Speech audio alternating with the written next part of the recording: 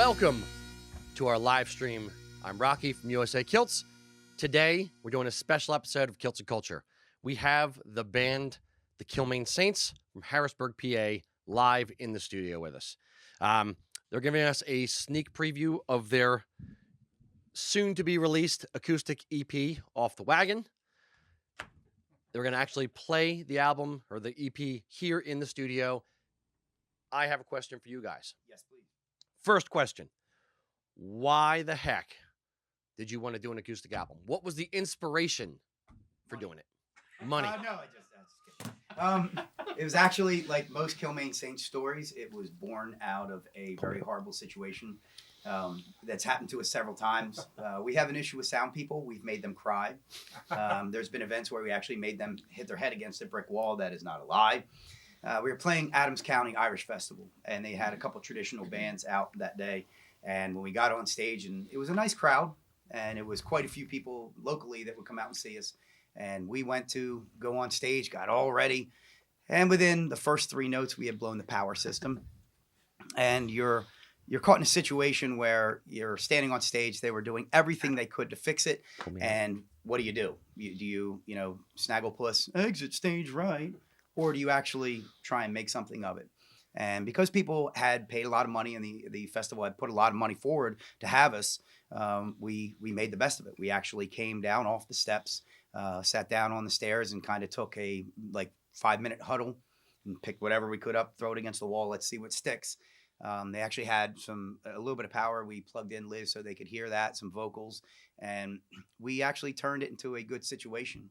And the festival was very happy and the people were very happy. But I think out of that was born this idea, a confidence within ourselves that, man, you can hide a lot of stuff with electrical music and plugged in and hammer in the face. But I think it was a little bit of confidence that maybe we could do this. We are good enough instrumentalists. We'll see about later today.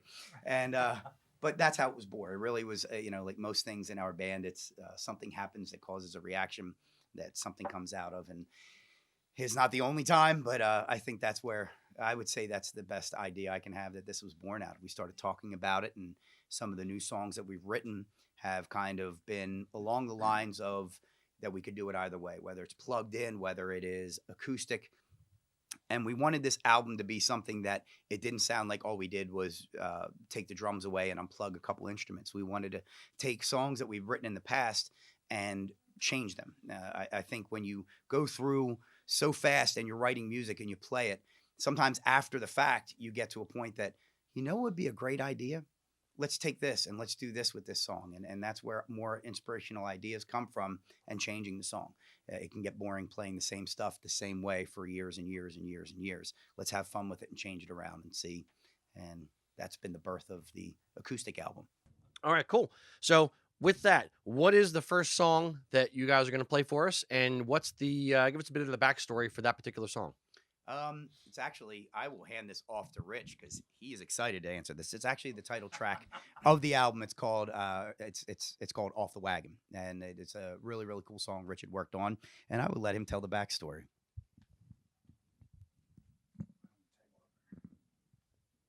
Yeah, I don't know how much backstory there really is to this song. I actually had the chorus floating around when we were writing Whiskey Blues and just could not get verses, could not get more lyrics, but I had the chorus written, had the melody. The melody's just been stuck in my head for like 2 or 3 years. It was just kind of an earworm. As we started writing and talking about a new album, I brought it back out and actually had another song that I wrote years and years ago when I was just doing like solo acoustic stuff, and took some of the lyrics from that, changed them around, made it fit, because that song obviously didn't do much of anything, but I was like, hey, those lyrics kind of fit with the whole theme of Off the Wagon. So everything fell into place. I brought it to these guys after playing it once or twice. We made a key change to it to suit Brendan, and everything was golden after that. And it has to do with quitting drinking, which we've never been able to do successfully, but we are triers, and we will continue to try and fail. That's the fun part.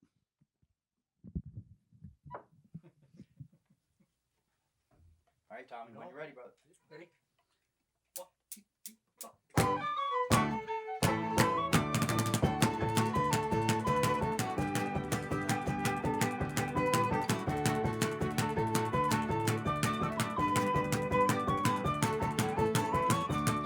Early Sunday morning, I got down on my knees. I asked the Lord above, help me rid this vile disease. You see, my love for whiskey, it goes coursing through my veins. If I don't change my ways, the state will lock me up in chains. It's been 7 days since I gave up the drink. I'm feeling quite hungover, man, it's harder than you think. It's not congratulations or a medal that I seek, 'cause I fell off the wagon for the 7th time this week. It's been 40 years now, I got nowhere to go. I wasted all my days away and got nothing to show. I try to have a good time, but the things I do regret. It's a friggin' miracle that I'm not dead yet. It's been 7 days since I gave up the drink. I'm feeling quite hungover, man, it's harder than you think. It's not congratulations or a medal that I see, 'cause I fell off the wagon for the 7th time this week.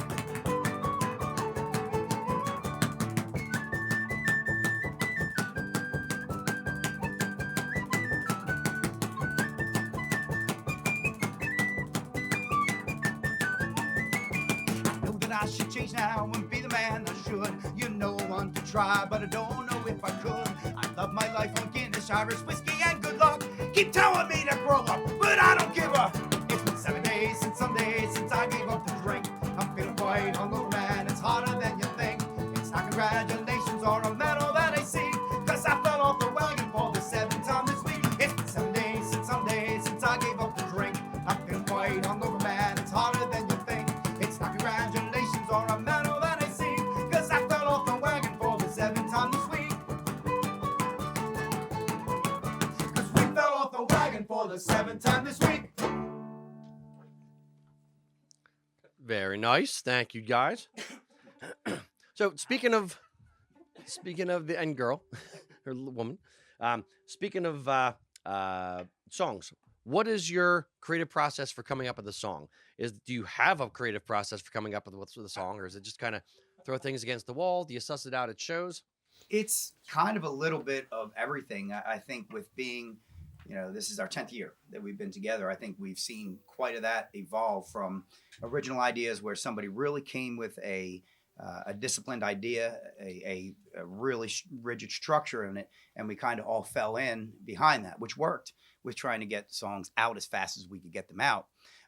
The big part, I think, that we saw as we developed more was a collaborative effort where, yes, somebody's still coming with an idea or somebody's coming with some lyrics that we can utilize, but it's opened this platform for other people to step in and kind of, hey, this is what I hear with this, or this would be a really, really good idea. And it can be very frustrating because, we can have a certain idea of how that should go, but with opening the collaborative process, I think it really, really opens the ability to make it a better song, a song that everybody really can get behind and has energy with. And I actually wanted to turn this over to Liz a little bit because I think she has really, really good points. Liz has written a lot of our songs, the most difficult, the ones that make us curse the most, without a doubt. But here you go, Liz. Yeah, thank you, Brendan.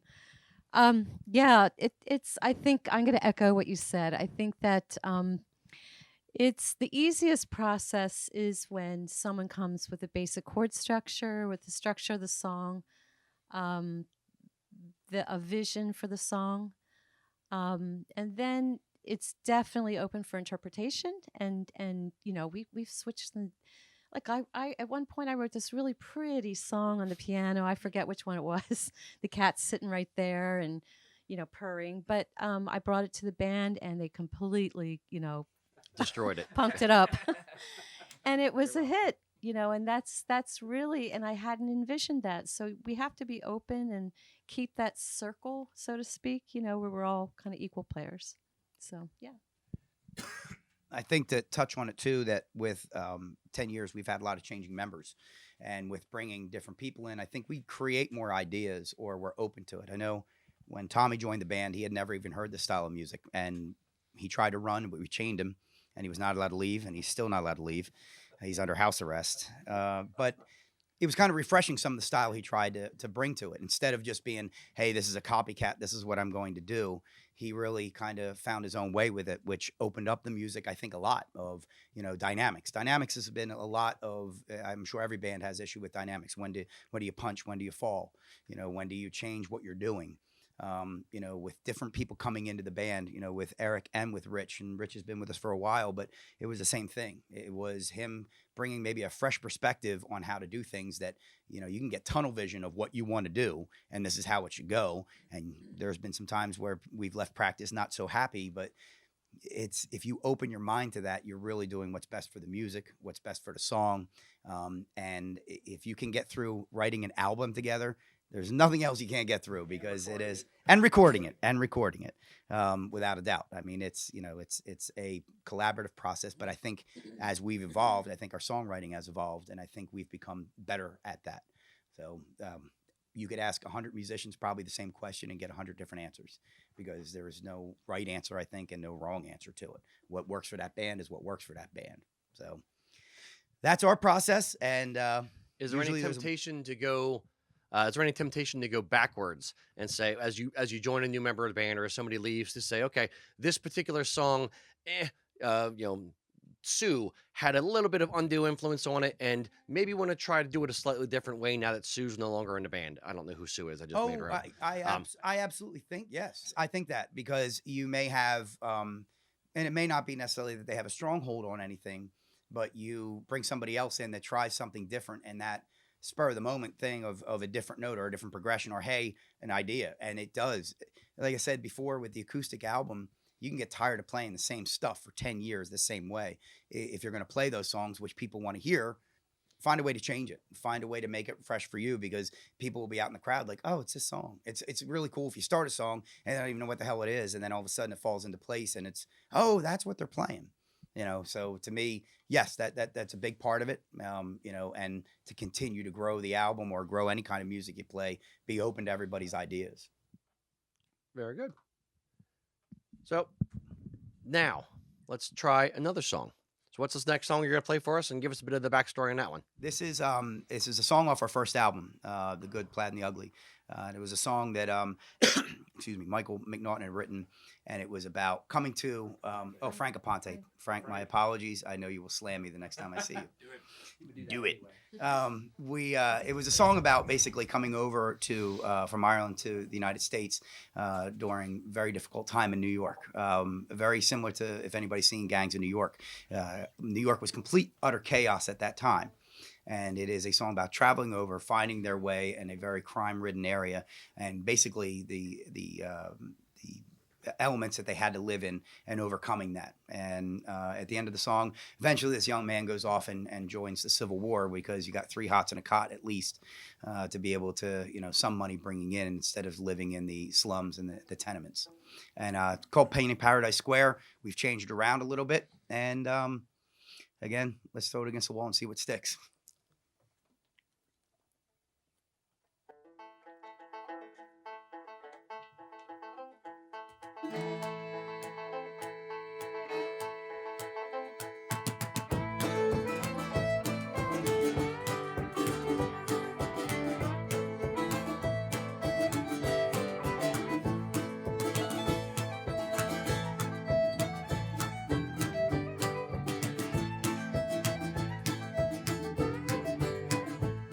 Where we sailed away from Galway Bay and the darkest of the 40s.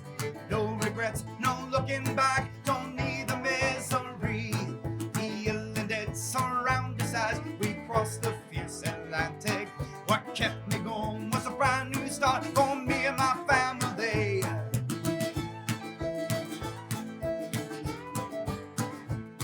When we landed in America, they know nothing's didn't want us. Made of this my ass, you just landed before me. We rode into a tenement in what was called the 5 Points. Well, it's called Paradise Square, but it smells like hell to me. Well, I suffered to get here, and I'm not gonna leave. And if you knock me down, you best make sure I'm dead. 'Cause when I get back on the feet, and I promise you that I will, well, I'll steal your life and use your blood to paint Paradise Square!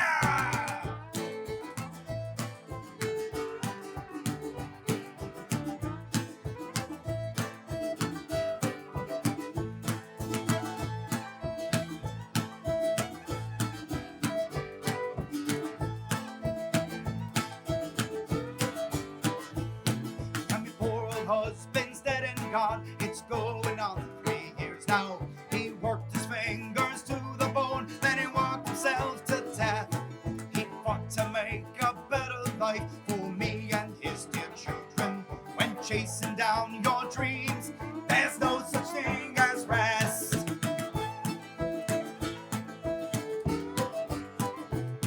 So now it's up to me to keep our dreams alive. The boys are far too young to work, but old enough to steal. Well, I'll cook, I'll clean, I'll watch your kids. Well, I'll even do the washing. But I fell down the stairs in the tenement square. Now the boys look after me. Well, I suffered to get here, and I'm not gonna leave. And if you knock me down, you best make sure I'm dead. 'Cause when I get back on the feet, and I promise you that I will, well, I'll steal your life and use your blood to paint Highland Square.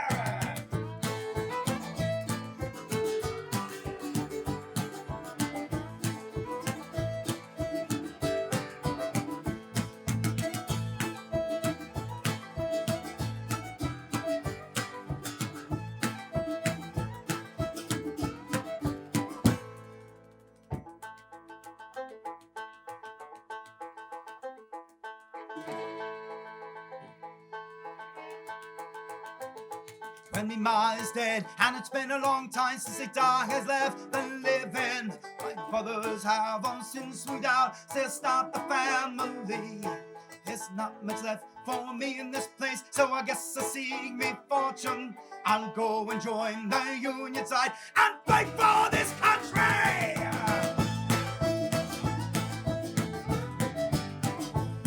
But it's hard to want to die in a land that doesn't want me, and harder yet to work the mills and mines and factories.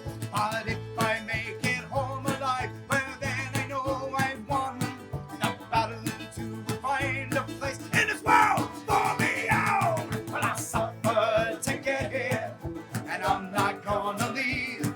And if you knock me down, you best make sure I'm dead. 'Cause when I get back on my feet, and I promise you that I will, well, I'll steal your life and use your blood to bring Highland Square red. Well, I'll paint it red.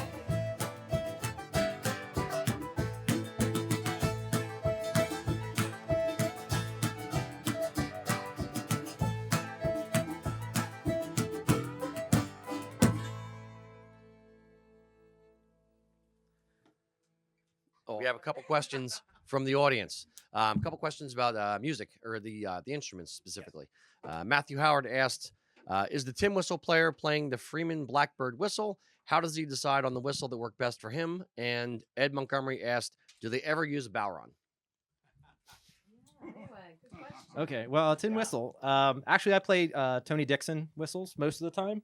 I use a C and a D whistle predominantly. Most of the time, I select based on whatever key the band is in. So actually, I end up changing quite frequently. So I have C's, D's, B flats, E flats, G. All of them. Yeah. Well, if there's something I don't have, I usually just go get it. Because I used to have a whole wall of stuff behind me, and I was very happy to pass the wall of stuff over to Rich because then I don't have to carry it. But I'll turn over the bowron question back to Brandon.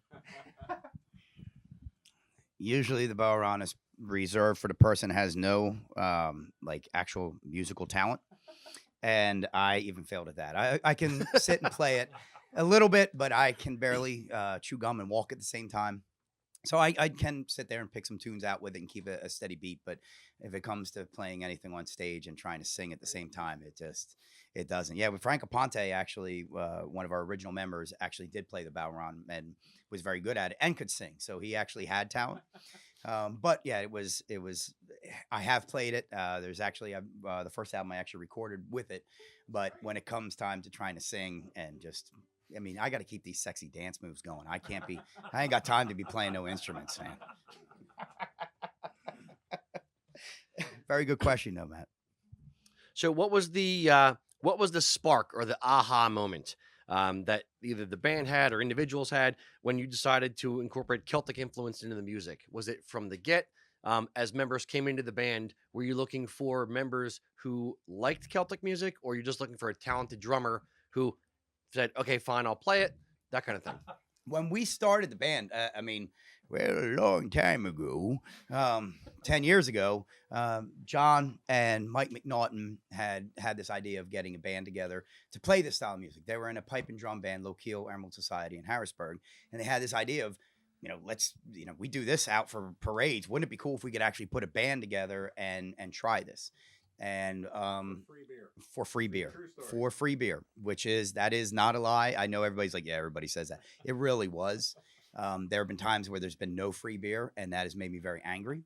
But this idea came that Mike and John had put together, and I know Billy joined very, very early, Frank Aponte, Steve Murphy, guys that aren't with the band anymore. But it really was born out of this idea of getting, putting something together. I had never sang in a band before. This was the first opportunity. My sister-in-law, Christine, had actually sent me an email saying, hey, there's a band in Harrisburg looking for a Celtic, kind of rock, Celtic punk band. What do you think? And Liz and I actually auditioned the same night. And we drove all the way out to kind of between Carlisle and Shippensburg to Mike's house. And it was really like a raw moment where the first song we practiced was Leaving Liverpool. And I'm more of a traditionalist, so I'm singing more along the lines of, the Clancy Brothers or the Dubliners. And Mike stopped me and goes, what the hell are you singing? And I'm like, I'm singing Leaving Liverpool. He's like, no, do the Pogues version. And we went through it. And I mean, it was very raw. It was very rough. But it was that moment, I think, that clicked. We had come together with this idea of playing this style of music. But at that moment, it had come together. And it was this aha moment. I mean, you really sat there and like, man, that actually sounded like something that somebody might get close to listening to. And it was that style. I mean, it was. And I mean, man, we had practiced maybe 4 times and Mike's like, hey, we might have a gig. And I'm like, we know 6 songs. Better start brushing up. I mean, it was really, because it's a niche market. I think people like the idea. It's something different. They don't, it's not something you hear and go and hear every single singer-songwriter do. It was something that was different. And, to feel that energy coming out of just the first rehearsal was something that was, I mean, it was magical. You feel it and you appreciate it. And the drive that everybody had at that time was awesome. I mean, it really started, shows started piling up and then it was like, oh, no. So, I mean, I hope that answers the question, but yeah, that's definitely where it kind of came from. Yeah. All right. What song are you going to play for us next? We are going to do With Regrets. This was off of Drunken Redemption, I'm pretty sure. And this was, it was. And Mike McNaughton had written this song. And to me, and I mean this sincerely, this was maybe my favorite song that we had ever performed. It is a very personal song, and it's anybody that's ever had kids, it's that song where you sit your son on your lap and you explain to him some of the things that you've done in your life and wanting him to take a different route. And don't follow in my footsteps. There's a better thing waiting for you. We recorded it with pipes. We recorded it with everything. And I loved the way we played it for years. Rich and I were actually doing just a duo show, and we were looking for easy hanging fruit. And I went over to his house to practice. He's like, what do you think of this? And it really came out of that to trying to change the song. And we talked about doing it for the album, and we were sitting there, and Liz added a fiddle to it. And I think the song really took on a different meaning. It's you can hear the story, you can kind of feel the emotion, and anybody that's ever had kids, as you're trying to explain to them and want a better life for them, this is the quintessential song for that. And it was, like I said, probably to this day, still one of my favorite songs that we do. So kudos, Mike. 1, 2, 3, 4.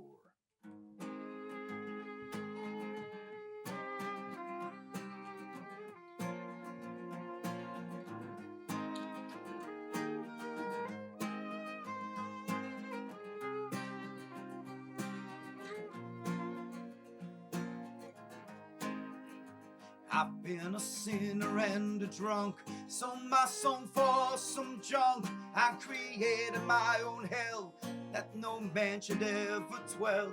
Caught a man and beat him down, and the only thing I found was this blood from from my wrist was better than blood from my fist.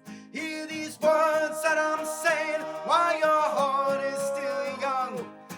Follow what I say, my son, don't do what I've done. Well, I hope and I pray the end of my days, I've paid all my debt, don't wanna leave with regret.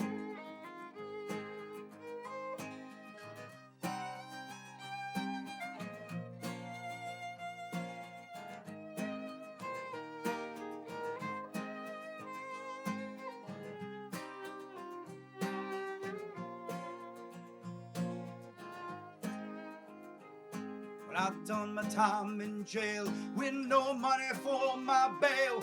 Woke up in the dumpster cold and sickly pale.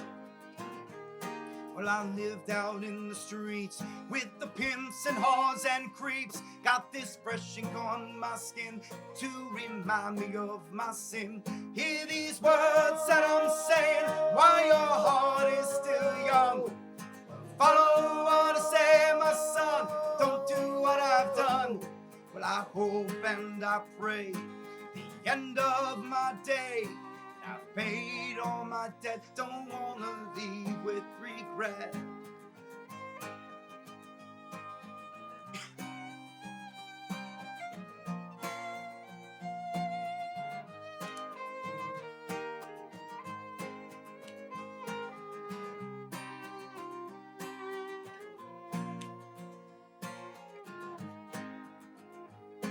I've been a rambling man, had my share of one-night stands. Broken hearts I've had a few, and I've made my share too. Been a cheat and a liar, well, addicted to desire. Well, I know I played the part of a man without a heart.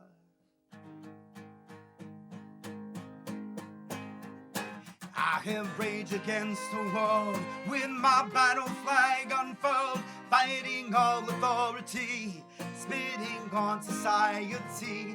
Lived a lifetime of hate, and I pray it's not too late to right the wrongs I've done and this man that I've become.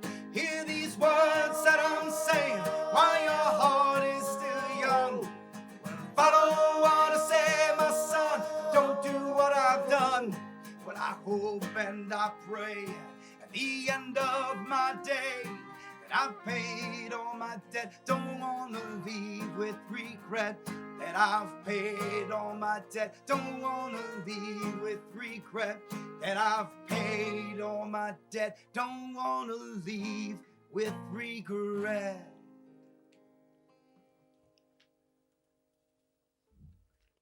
And just for the record, Mike McNaughton chimed in and said, "Beautiful version, lads. Couldn't be more proud."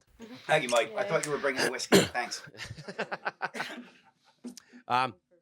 Eric asked, how many of you guys have kids, and are they interested in the music as well? Do they love what you do? Do they hate it? What's their take on it? That's funny enough. One of my children is actually here. There she is, Bridget. Bridget does. I have three kids.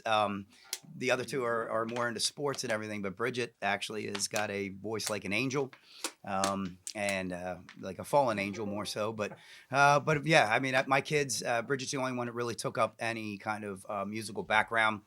I do have some nephews that are interested in music, but it kind of, Bridget's the only one, and never really, because I didn't play an instrument. I don't think I really passed that down to them. But I think probably a better question for other people to answer. There you go, John. You're up. I have many children. I tried to make them start playing instruments. It hasn't really taken. I have one daughter who's hanging on to the viola, if she's watching. That's about it. I tried to get one to play the pipes, but it didn't last. Michaela, you're a disappointment. Just kidding. I think that's a good one for Rich. Well, my boy Lennon is 2 years old, so he's into the music. If he dances, I figure it's a good song. He enjoys watching the shows, and I think he is a budding drummer to my regret. But hopefully Tommy doesn't get his hooks You're on out, there. Tommy. You're done. Oh, here we go. Oh boy. We knew this was going to happen. There you go. So I think I am the senior in the band here. So my kids are 22 and 28. But 10 years ago, when this all started, my son Robbie, he thought it was the coolest thing that mom, you're in a band, and they wear our T-shirts. Is that correct? So And does Tommy. He's like a child. and so he also is a budding security guard. He thought he had to come to these shows to be my personal security officer. So anyway, but they love it. They're a big part of it. And we've got one back there.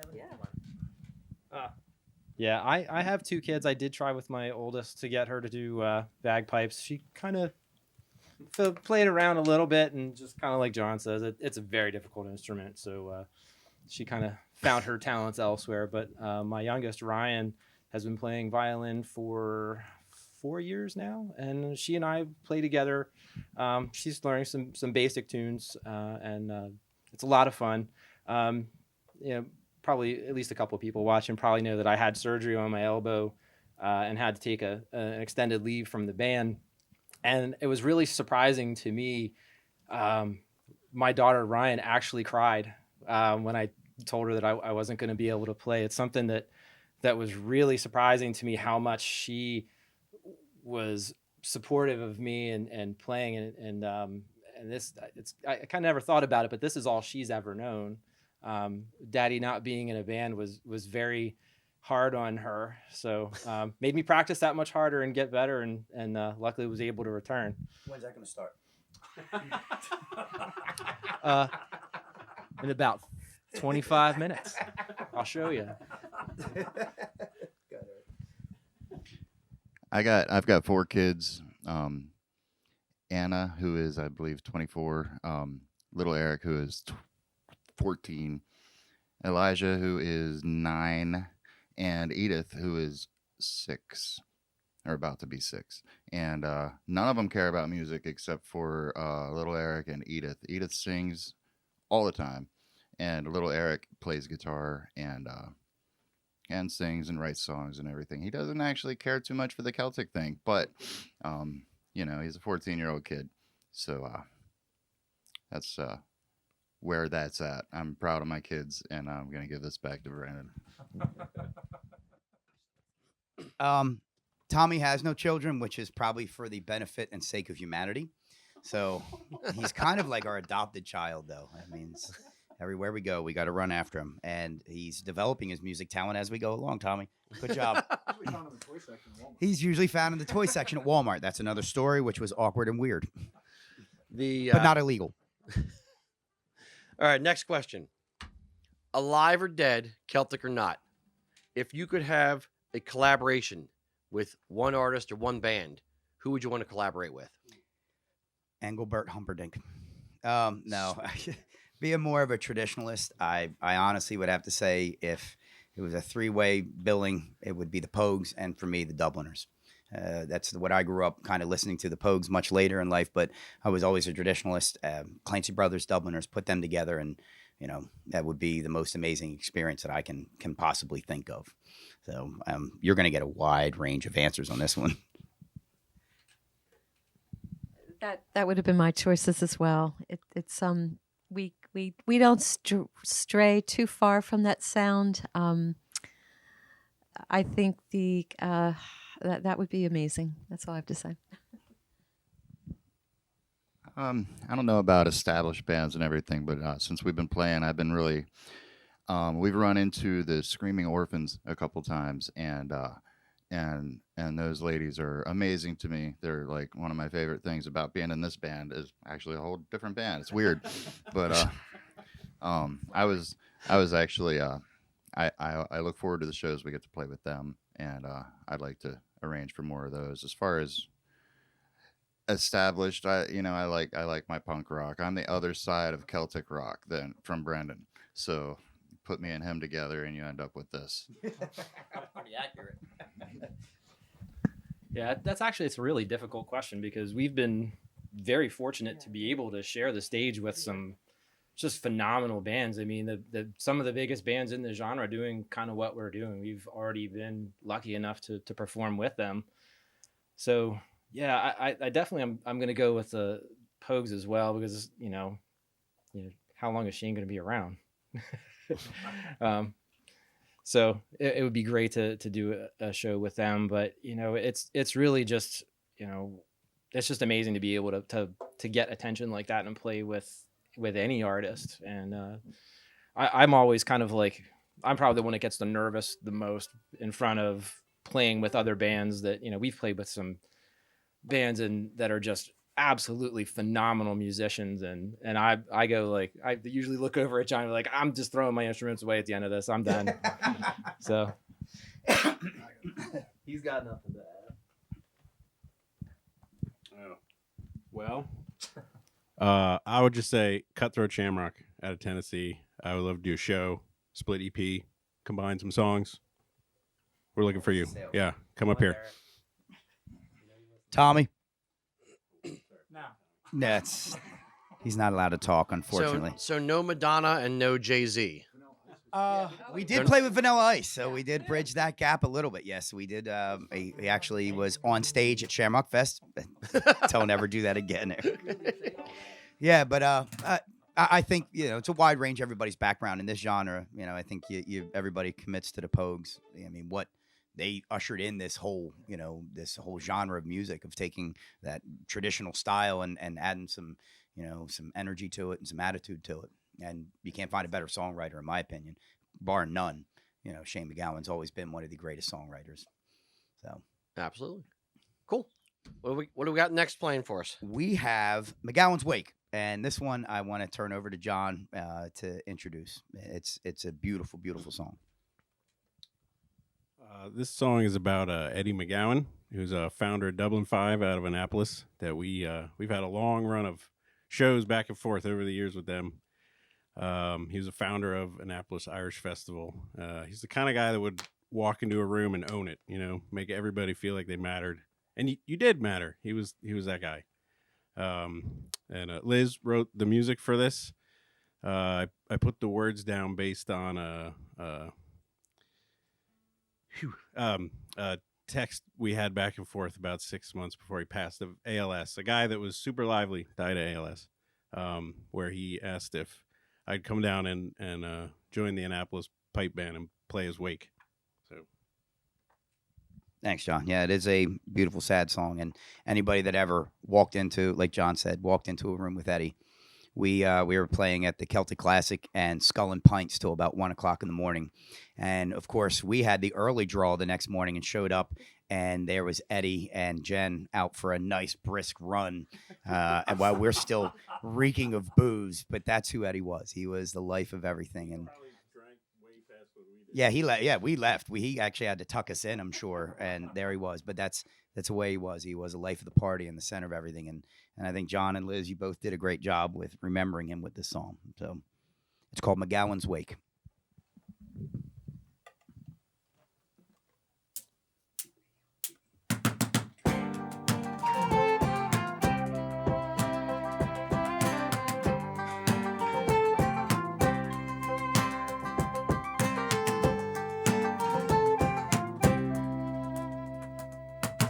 Never meant to leave so soon. Not my plan to finding tune. The chorus was so clear before, faded now and gone ashore, faded now and gone ashore. Lost control of my melody, nothing more than an effigy. The song continues, trapped inside, all alone and unamplified, all alone and unamplified. When it's all said and done, we say I lived it well. When it's all said and done, say I rose or fell. When it's all said and done, it's not my life to take. When it's all said and done, will you play my way? When it's all said and done, will you play my way?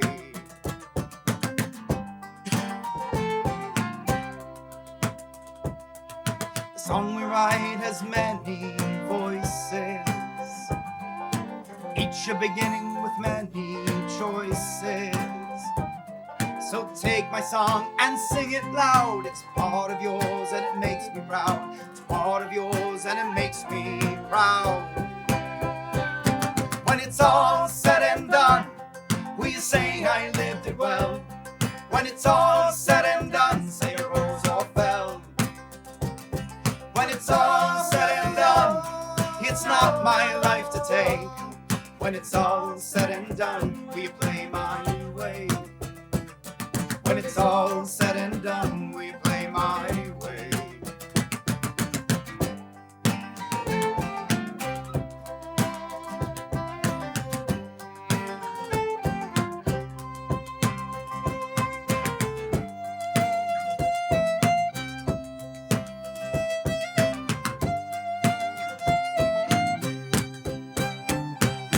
When it's all said and done, will you say I lived it well? When it's all said and done, say a rose or fell. When it's all said and done, it's not my life to take. When it's all said and done, will you play my way? When it's all said and done, will you say I lived it well? When it's all said and done, say a rose or fell. When it's all said and done, it's not my life to take. When it's all said and done, will you play my way? When it's all said and done, will you play my way?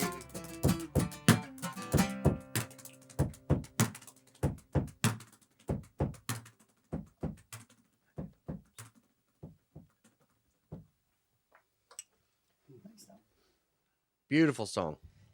Wonderful, fitting tribute. So I know that the Kilmaine Saints has its own tartan. Whose idea was that?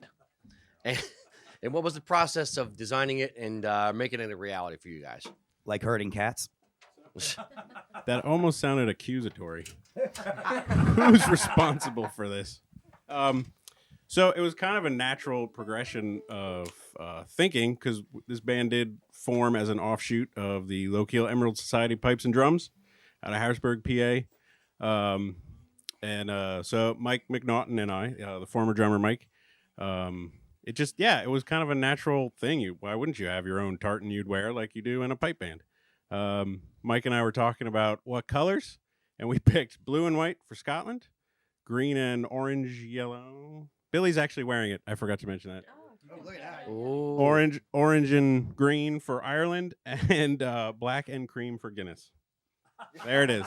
We would love to get another order of these going. We haven't been able to get enough people. So everyone, call Rocky. Tell him you need this kilt right now.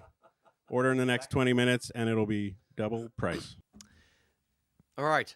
We're not getting too many questions from the audience. So everyone out there in Facebook world, please load in your questions. We'll get a lot of positive comments. A lot of you guys sound great. So kudos. Little applaud there. Yeah, so please, guys, load in questions. This is your chance. Direct access to the band, the myth, the legend, I guess. I don't know. All right. That being said, what's the next song we're going to rock out to? It's Pennsylvania's Finest. It was off our last album. Mike had found this. It's kind of it was a newspaper article and kind of more of a story and a poem that was written back in the Revolutionary War time. So calling people to action. When we originally recorded it, was definitely that punch 'em in the mouth song. Hardcore, go at it. And when we started talking about doing some songs for the acoustic album, this one came up. It was a very good song, but this is one we tried to work a little bit with, not just unplugging, and doing the same thing. So I don't know whose idea it was to kind of throw a little bit of a reggae beat in. That was Rich. Thanks, Rich. Thanks. It was more ska, but it ended up being more reggae. So I fully applaud that. Legalize it, man. No. It just kind of took on this roots of its own, and we changed it several times, and then we'd be like, did we change it to that? And then, the day we were recording, and we're like, I don't know, that sounds great. And so I love the song, and it is true. It is very true. Kind of took on this feel to it, and we're going to see how this one goes. This one's a little different. So it's called It's called Pennsylvania's Finest.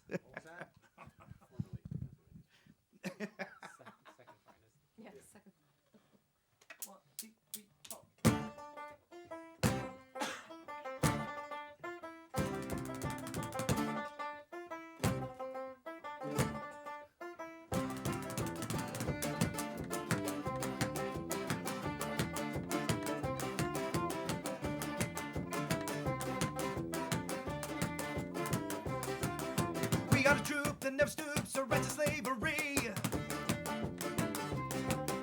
Now set aside by base of deed, despise our enemy. We will get to them, or we will bravely die. And since we have the final for the forces we defy. And all around should know, Americans are free. The slaves cowards we will prove, and equal to succeed. We're Pennsylvania's finest, and we will proudly fight. Our strong, our aim is to stand up for our rights.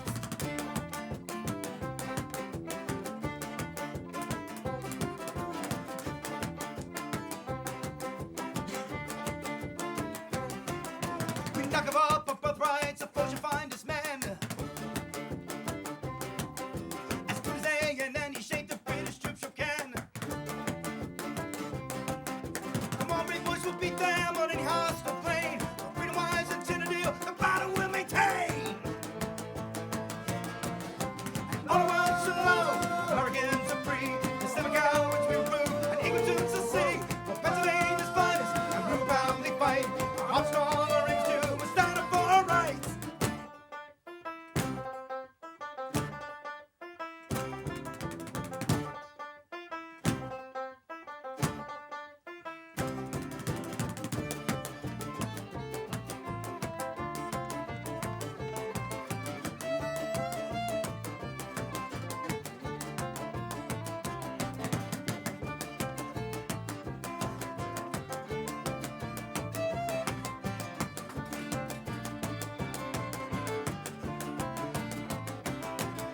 But while the British tyrant think upon across the main,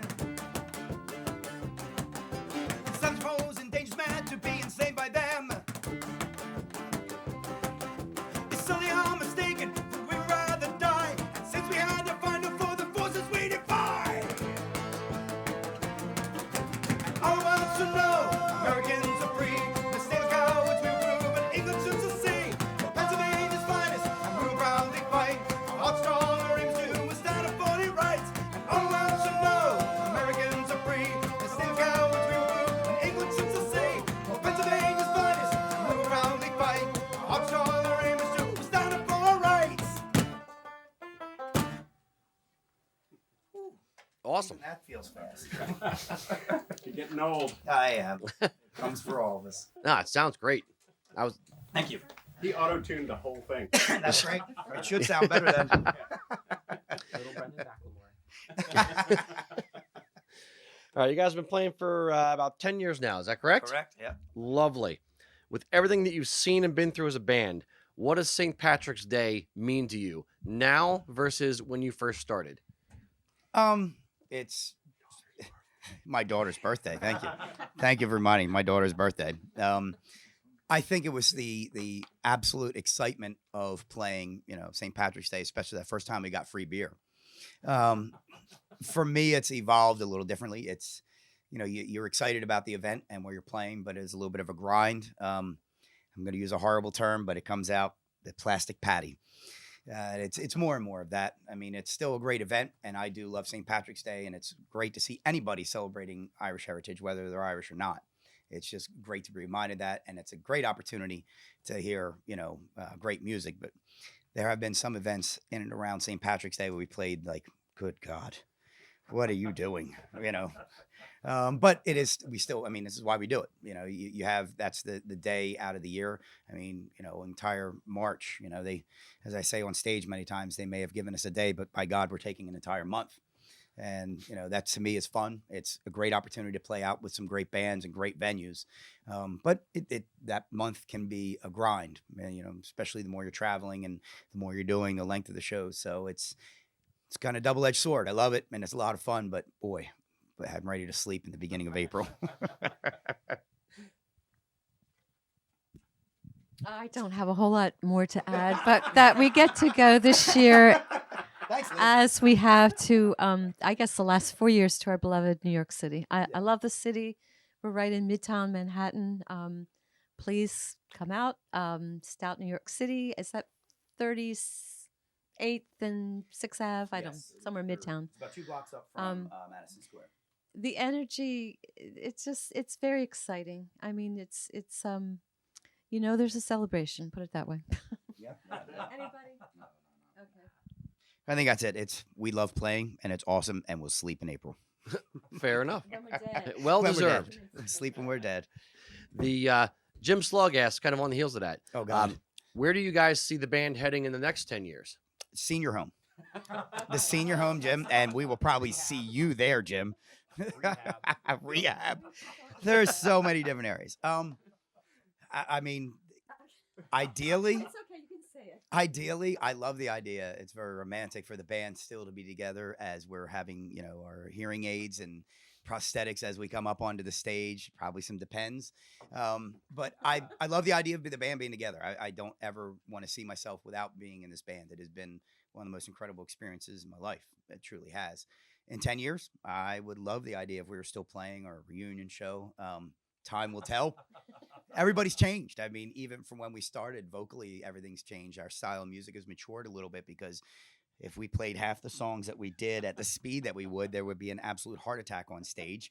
But I don't know. That's really a good question, but a tough one. I would like to think. Yes.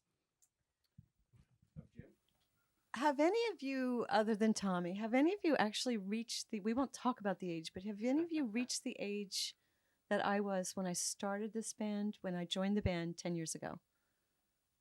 No. Okay. So do you understand? They're all over 25. Jesus, Liz, how old do you think we are? You opened yourself up to that one.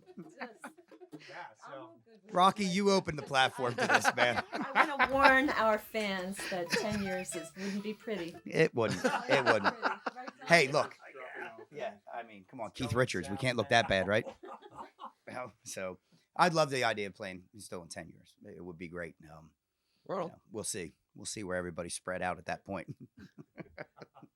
If we can find Tommy in 10 years. So what song do we got next? Actually, this is the song off our last album, the title track, Whiskey Blues and Faded Tattoos. You're probably a good one to introduce this, John. You kind of did most of the work on it. I was not expecting to introduce 2 songs. I'm not prepared for this. Yeah, Mike McNaughton and I wrote this. I wrote the lyrics, and he made them sound much better and put it to music. It's basically about, not wasting your days. You don't know how much time you got, so get out there and get living. And it's about drinking, which is, oddly enough, I did miss the whole point. I thought it was about drinking. That is absolutely my fault. But it's Whiskey Blues, Faded Tattoos, another song that we tried to take and change around a little bit. This song kind of didn't lend itself to too many changes with playing it acoustic. It is kind of a steady pattern, a little bit different instrumentation with it. And, again, throw it against the wall and see what sticks. But it was a good suggestion on the album to fit the mold of what we were looking for. And a song that everybody really liked. I mean, we've had a lot of success at our shows and album sales, definitely with people enjoying the song. So just one of those that kind of, made its way onto this next album.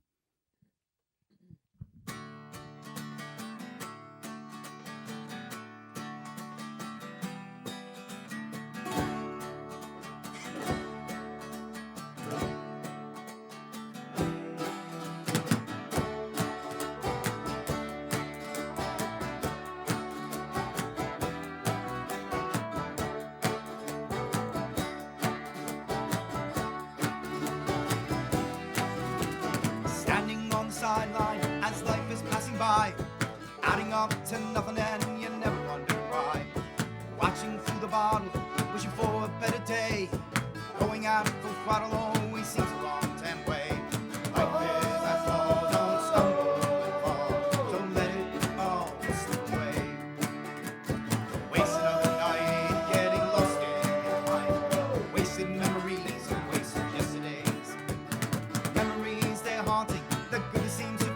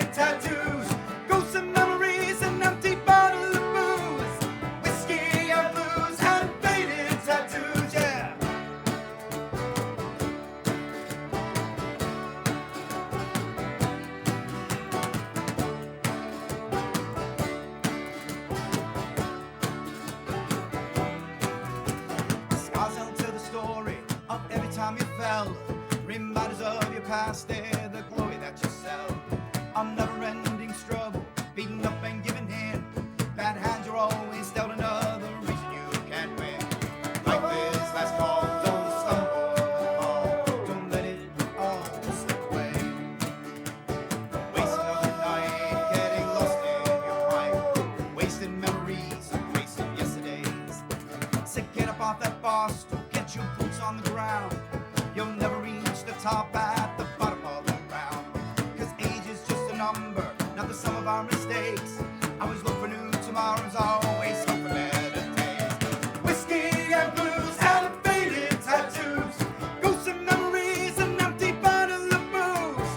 Whiskey and blues and faded tattoos, yeah.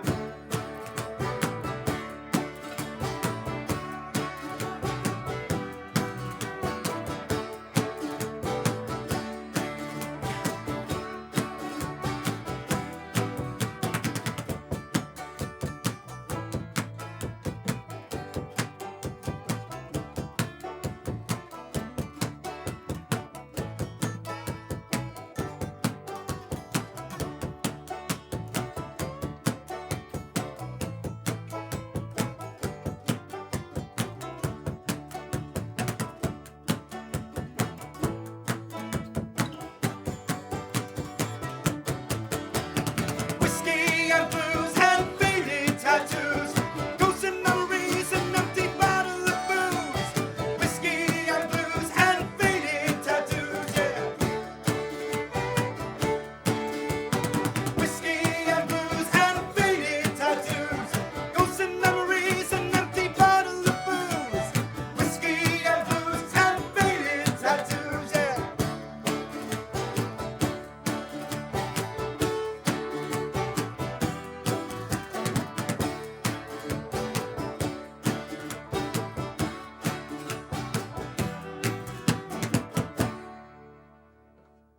Life is last call, don't stumble and fall. Don't let it all slip away.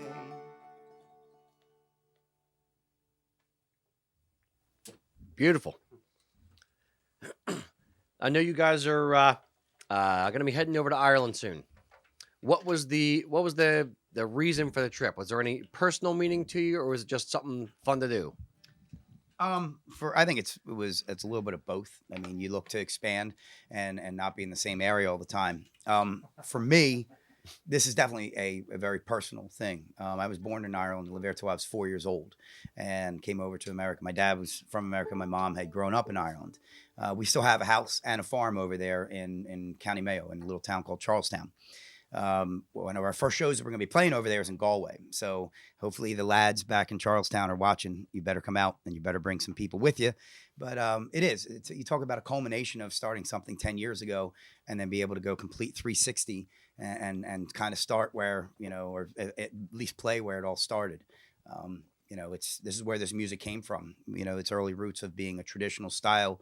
And, it has kind of grown to be so much more of that. I mean, although it's not mainstream and it is still a little bit of a niche market, it has grown. You're seeing areas pop up with music like this that you wouldn't imagine. And to be able to go back and take people with us, to me, this was I don't know if it was a goal of mine necessarily, but this is the culmination of 10 years of hard work, and be able to go back home and share it with some of my family that's still there and friends that we knew from back home, to me is very, very personal. And I can't wait. I really am so excited about it, and, take friends over and see the sights. But, as a career highlight for me, this is definitely, it has to be number one. Nice. Anybody else? I wasn't born there. They're more Scottish than Irish. That's the Are you entire, guys yeah. recording anything while you're over there? Are you doing any videos? What's the agenda? So that's funny you should mention that. We are going to be recording things because most bands have a drummer that is talented and usually very, very nice and friendly. We have a Tommy. There will be a Tommy cam that's coming over. We cannot vouch for the footage or if we can use any of the footage, but we will have a Tommy cam. We're thinking about slapping it right on the top of his head and following him wherever he goes. There will definitely be footage. We're going to have some video. We're seeing some really great sights while we're over there, so there'll be footage of that. We're doing some acoustic shows, so this is kind of the litmus test for all of that, which is great. But then we're doing hopefully Galway and Dublin where we're plugged in. So there'll be footage of it. And again, we apologize in advance for Tommy, but it's going to be interesting. And Liz, because Liz, Miss Timid over there, we've had some private conversations about some of the things she's going to do. I don't think we can film it. Well, that's why I've already planned I'm not. The return is. The return is up in the air. The return is up in the air, without a doubt. Yeah, exactly. Right. Yeah, correct. So yeah, we may not come back. I have dual citizenship, so I'm okay. If we get stuck over there, I'm okay. So yeah, we do have fun things. I mean, it's going to be cool to go over with everybody, but you know, definitely some good. Yeah, watch our page. We'll be taking some videos. My wife is coming with me, so yeah, we're taking 40-some fans too, which I think the video should be of them because knowing some of the people, Tom Quigley, I know this is going to be very interesting. There'll be some good video. We may be barred from that country forever. So, yeah, Quincy too. So you guys have taken a little bit of flack. Where's the kilt today, John? Is it too windy outside? So, That was from Ray Glunt, by the way. love you, Ray. So, I can't lie. I just didn't think about it. Why would you think about bringing a kilt I to don't a know. kilt shop? So, all right, Doing a hold show. on, hold on. I want to defend myself. Oh, you can see There's sweat. nothing here now, but I am a recovering blonde. So, that's all I got. Sorry. Way to go, John. You had one job. Well, two. Very good. All right. Last song. What are we doing? It is called Golden Pen. It was off the last album. This is one that I definitely, there's no words I can put to it, to what it meant or how it came about. This is definitely Liz's baby, 100%. And again, it's one of those songs that just I'm very proud of, very beautiful. Well, this song, if the listeners have heard it on the other album, is definitely a departure from the norm for the Kilmaine Saints. What inspired me to write this was we have a very good friend, and she's a longtime supporter, who right before our last full length CD had lost her mother, and she just asked, "Is there just a little song that you could dedicate to me and to my mother?" And I don't think she was asking for us to write something, but you know that's what I do. So. So it was really weird when I wrote this. Well, I didn't have a frame of reference because I didn't know her mother, but I used my own father's my father's loss, the relationship I had with him, to write this song. That's where the lyrics come from. But I brought it to the band, and I remember, guys, we were in the garage that day, and I wanted it to have sort of that Emmylou Harris feel, very. That high lonesome sound, some harmonies, and I don't know. I just thought, let's try it, see what the guys think. I didn't think, and they were crying. Okay, I'm going to tell you which ones were crying. Do you want to know? No. Anyway, some of them were crying. It was weird. I didn't, because this song is about, you know, love and loss and feelings, and most of her songs aren't. And I just didn't expect the response or even the opportunity to have it recorded. So I have to tell you, this recording, though, I cried when I heard Brendan's voice. You absolutely captured the feel of the song beyond words. It's just so perfect. So today, how we do it, I'm not sure, but but thank you. Just in addition to that, when they recorded it, was actually Oh, sorry, Liz about the and women. Yeah. yes, Yeah. Oh my gosh.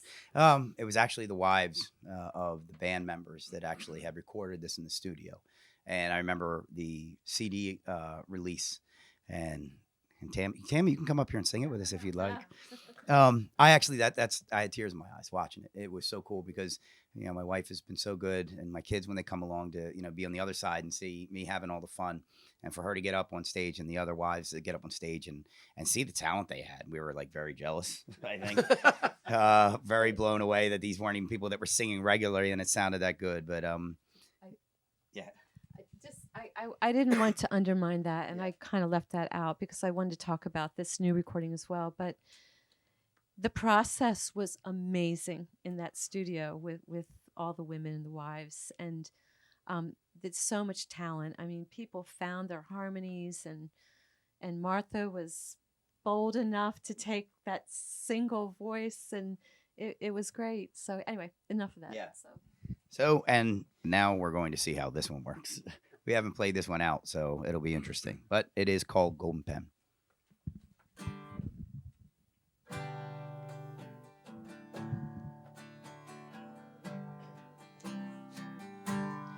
Fare thee well, my old dear friend.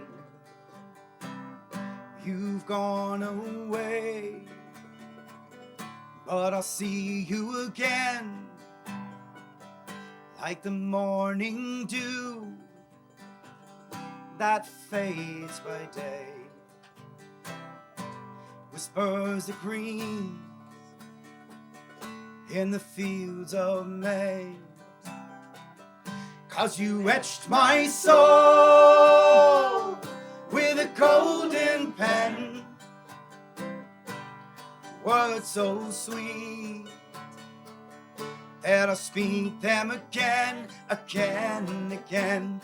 The wind may howl a deafening cry, but all I hear is your lullaby. And all I hear is your lullaby.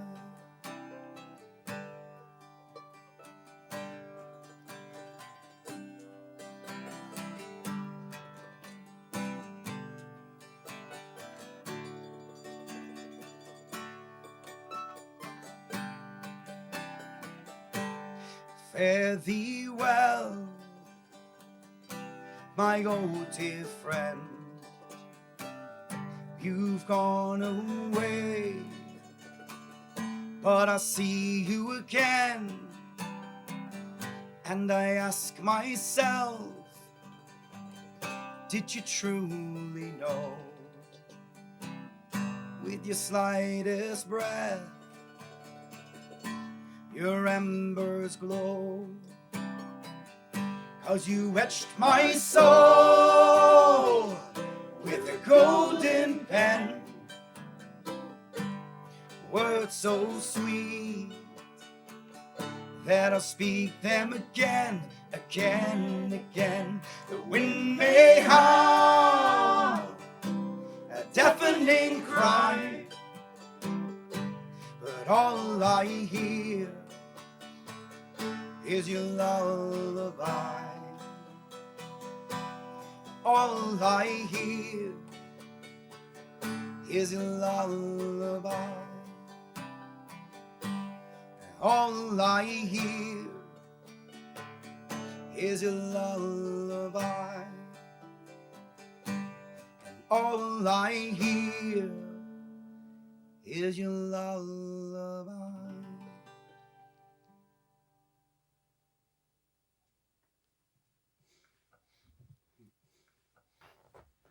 Wow.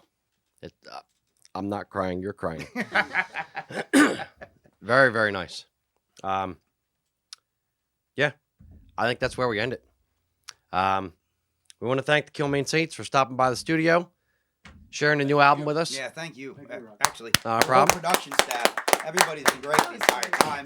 This was awesome. We enjoyed this. Yeah. I hope you continue to do this because this is a departure for us, but it was a blast from start to finish. So thank you very much. I agree 100%. I think the acoustic album was the exact right thing to kind of Yeah. launch into something like this. I think it's a really cool setting for that kind of thing. So again, thank you guys for coming out. Thank you very much. For everybody out there in Facebook land, have fun, and till we see you again, Happy Slanjava. March. Happy March. Cheers. Hey, Brennan, what are you doing? Well, we are here today at USA Kilts, and we are getting ready to play an acoustic set, which we know will always go awesome with this band. Mm-hmm. But however, here it is, ladies and gentlemen. Shiny. It is very shiny and new. Take the plastic off. We can't read that. And actually, we're using this as our set list today. How awesome is that? Yeah. And John, I actually cut your face off. Whoa. What? Never mind. Oh, I'm being. Oh, Look, the whole band is here. Tommy, way to go. Nice advertisement for the band. It's weird. And then, there you go, Rich. And quite dapper. And look, our shirts are different today. That's great. Eric, thank you for showing up today. right. What? There we go. Who? Where? What? Which And one? Billy, look at you, you kiss ass with the kilt. And there's beautiful Liz Mount. Look at our crowd. Look at this setup. This is absolutely amazing. We are in Phoenixville, Pennsylvania. Say hi, USA Kilts, on your page. Live concerts. You should see the Oh, I'm missing the important content. Beautiful. We're going live on the Saints Facebook page in a few minutes. Rumor has it that they have a mini kilt that I could try on by the end of the show. It won't be many. Thank you. It still will look like a prom dress. So we're gonna get ready to go in a couple minutes. You guys ready? Yeah! Liz, you need to do better than. All right, USA Kilts, here we go. Here we go. Thank you to everybody, USA Kilts. Let's do this.